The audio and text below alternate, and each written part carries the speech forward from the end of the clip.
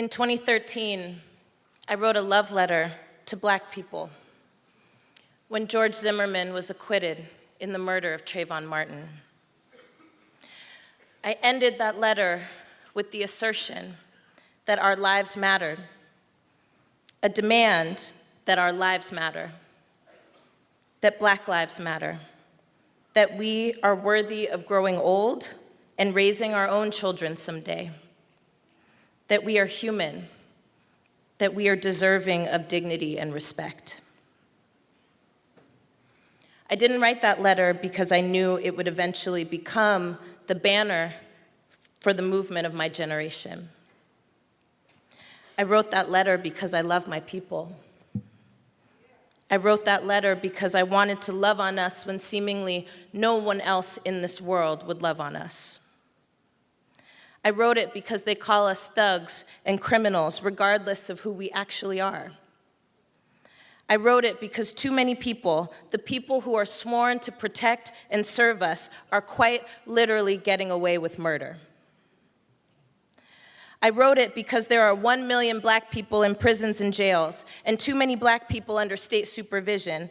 And I wrote that letter because too many Black people are living in housing that's deteriorating, and too many of us are living without homes at all. And I wrote that letter because too many of us are being suspended from school, and too many of us are making less than a white man or a white woman, and too many of us are being put in jail for defending ourselves against a violent attacker, and too many of us are not living past the age of 35. And I wrote that letter because too many of us are dying just for trying to live.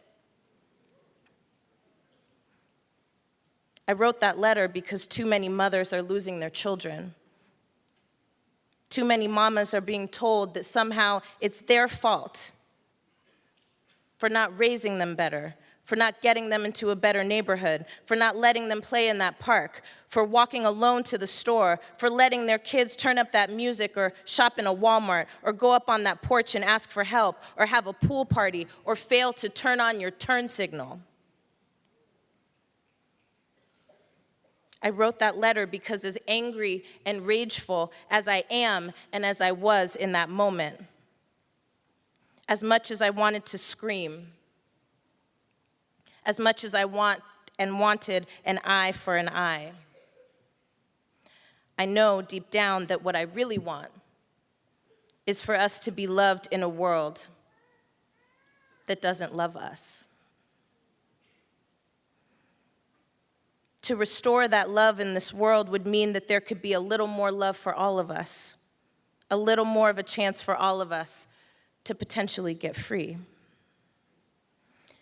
So rather than waiting for that love to come from somewhere else, somewhere outside of us, I felt that deep in my heart, maybe if I whispered in our ears that we are worthy of value, whether or not we are famous, whether or not we play sports, whether or not we've gone to jail, whether or not we've gotten straight A's, whether or not we kicked it on the block, whether or not we were gay or lesbian or bisexual or asexual, or whether or not we sagged our pants, or whether or not we were transgender, or whether or not we don't even subscribe to gender, or whether we wore a suit and a tie, or whether we weren't born here or live with a disability, maybe, just maybe, someone else would say it too. Maybe someone else would believe it too. Maybe it would inspire someone else to hold their heads just a little bit higher. Maybe it would inspire someone else to walk a little taller. Maybe it would cause someone to say, enough, we're not taking this anymore. And when I say we're not taking this anymore, I mean no more Mario Woods, no more Kayla Moores, no more Sandra Blands, no more Kenneth Hardings, no more Ilan Nettles, no more Penny Prouds, no more Yvette Hendersons, no more Ayanna Stanley Joneses, no more Tamir Rices, no more Oscar Grants, no more Natasha McKenna's, just no more. I wrote that letter hoping that maybe it would cause us to fight for a little bit more freedom and a few less crumbs from those tables. I wrote that letter because I thought that maybe that love would inspire a new freedom dream, a new Harriet, or a new Assata, or a new Fannie Lou. For all those times that a woman grabbed her purse when I walked by. For all those times I was told that I was not smart enough, not good enough, not white enough, not light enough, not black enough, not straight enough. For all the times that I was told to just be quiet. For all those times they said he had a gun. For all those times they said that thug deserved it. For all the times that the cameras weren't turned on. That's why I wrote that letter. I wrote that letter for my baby brother, who lives in the richest county in the entire world, but to some, he's just a 6-foot-tall black man looking suspicious.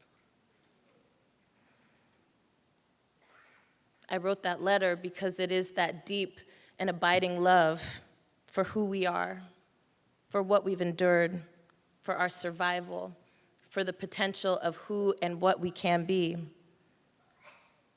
It was that love that caused me that night as I laid in my bed sobbing at yet another not guilty verdict. It was that love that caused me to whisper in the night that I believe in our ability to set ourselves free.